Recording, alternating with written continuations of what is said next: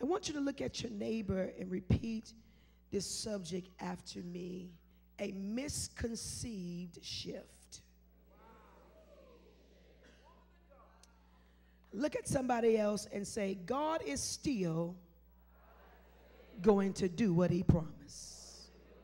God told the people, although you're going to be in bondage, I still know the thoughts that I think towards you. And I got peace. I got an expected end for you. So although you may be in bondage now, it does not mean God is not going to do what he promised.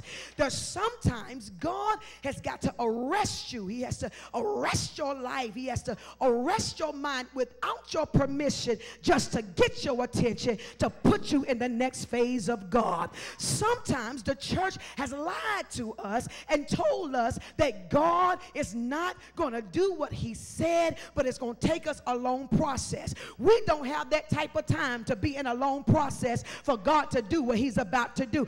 God is about to rescue his church, get back in charge, where the glory of God can come back and visit us, overturn our lives, save the people he's supposed to save. But what I need now is God. If God don't never call my name, don't never give me a certificate, don't never raise me up to another platform, I need to know that God is with me. I need to know that I'm still anointed. I need to know that God is going to do what he said. I need to know that God understands me and knows me. If everybody else tell you you're great, you better get back on your face and see what God is speaking about you. This is the season where God is getting ready to raise up the ones that we thought God could never use and would never use. Please don't judge me, because I'm at the altar every Sunday asking God to do something with me. I need something from God. If I don't look like church, give me a few more days. But where I am right now, I need the power of God.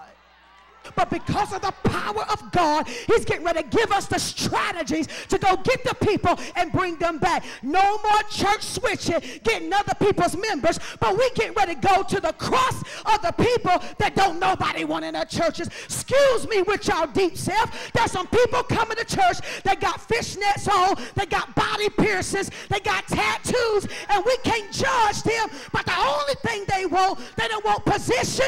Only thing they want is God. God has a mandate on this house to do something in the city, not just in your local church.